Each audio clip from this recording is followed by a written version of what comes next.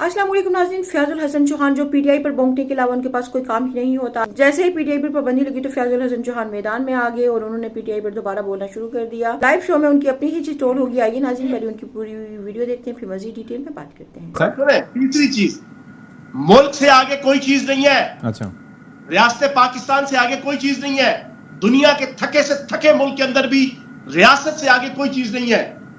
किसी मुस्लिम या गैर मुस्लिम माशरे के अंदर या किसी शरीयत के अंदर भी आप चले जाए, किसी मजहब की, रियासत से आगे कोई चीज नहीं है। रियासत दांव पे लगी है तो महंगाई है ना, रियासत दांव पे लगी है तो बेरोजगारी है ना, रियासत दांव पे लगी है तो मारामारी है ना। तो जब ये महंगाई, बेरोजगारी, मारामारी का रोना रोएंगे तो फिर इसका सद्देबाप क्या होगा?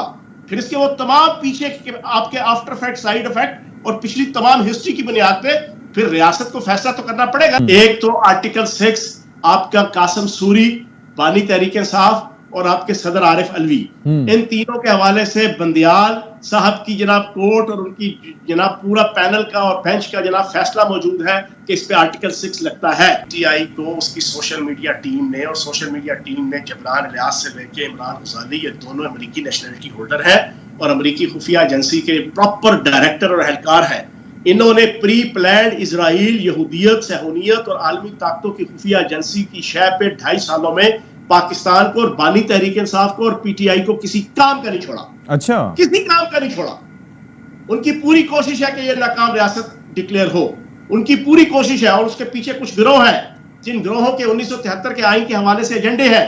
उन्होंने पाकिस्तान को एक नाकाम रियासत, एक फेल्ड रियासत के तौर पे, आप बताए ना, आईएमएफ को खत लिखा जा रहा है कि रियासत पाकिस्तान को कर्जा ना दिया जाए। देखें, आप दुनिया के हर मुल्क के अंदर आपकी लॉबिंग हो रही है। रियासती सतह पे दुनिया के हर मुल्क में इनके ओवरसीज चैप्टर, इनके प्रॉपर सरकारी ओहदेदार पीटीआई के, वो मेमोरेंडम पेश कर रहे हैं दुनिया के हर मुल्क की हुकूमतों को, अपोजिशन को, उनकी पार्लियामेंट को, कि पाकिस्तान को नाकाम रियासत करार दिया जाए। ये क्या चीज है? आप मुझे बताए ना, इस पे आप क्या करें? रियासत या हुकूमत क्या करे?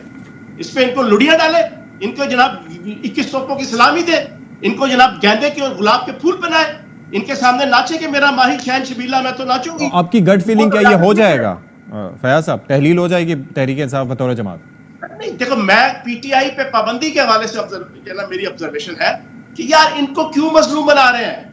इनके सहूलतकारों को और इनकी हर गैर कानूनी हरकत के ऊपर स्ट्रिक्ट, और मैं समझता हूं मेरी जाती राय में नून लीग की हुकूमत की भी नाकामियां हैं।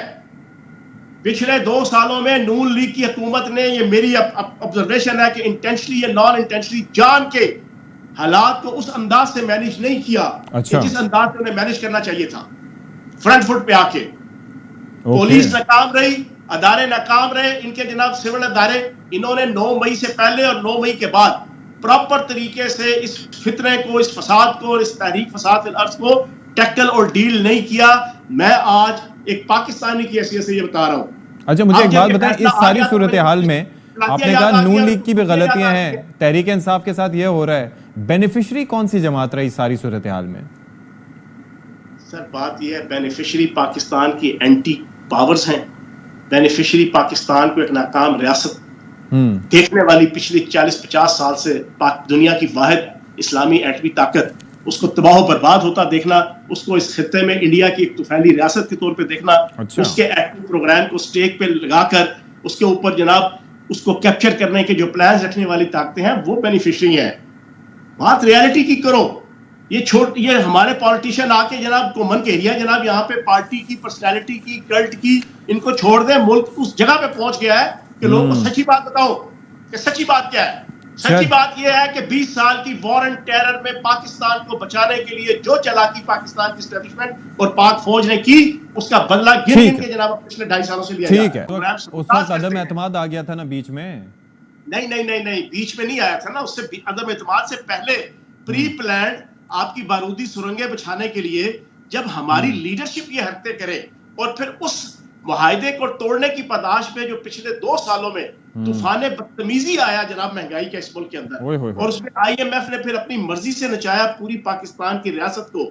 आईएमएफ ने अपनी मर्जी से महंगाई का तूफान खड़ा करवाया, सब्सिडीज खत्म करवा के, नए टैक्सेस लगवा के। तो आप बताएं, जब हमारे मुल्क की लीडरशिप इस अंदाज से बिहेव करती होगी तो फिर इस मुल्क के यही हालात तो बनेंगे सिर्फ ना। उन्हीं को ब्लेम करें या जो करंट लीडरशिप है इसके ऊपर भी कोई बात करें? क्योंकि ये जो अभी $7 अरब की नई एक्सटेंडेड लोन फैसिलिटी है उसके अंदर भी आप देख लेना कि क्या हो रहा है। मतलब सैलरीड क्लास, पतली गर्दन सबके वो मतलब शिकंजे में एकदम आ जाती है, टैक्स नेट बढ़ता नहीं है और जो हैं ऑलरेडी उन्हीं को फंसाए रखते हैं। फिर IMF की डिमांड्स तो यहाँ पर भी है ना। जब अब आपने पिछले 2.5-3 सालों के अंदर एक तो IMF के साथ जान के, बूझ के, समझ के साथ आपने अब तोड़ा ताकि मेरे बाद आने वाले लोगों के लिए रियासत चाहे तबाह हो जाए, आवाम हो जाए, लेकिन मेरे आने वाले हुक्मरान मेरे बाद वो नाकाम साबित हो। जब आप ये हरकत करें, फिर उससे पहले 3.5 सालों में आप इतना कर्जा लें और इतने महंगे किस्म के जनाब आप IMF से मुआहदे करें, और उसके बाद जब आपका तूफान बदतमीजी आ जाए तो फिर आप बताएं कि पाकिस्तान की रियासत अब कहां पे जाए। आप तो शिकंजे में खुद दे गए ना।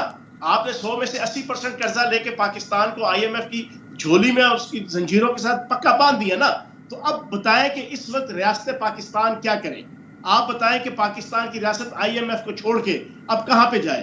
ये प्री प्लान्ड बदकिस्मती के साथ तमाम हुक्मरान साबिक हाजिर, इन्होंने जिस अंदाज से हुक्मरानी की है, पाकिस्तान इधर तक पहुंचा है।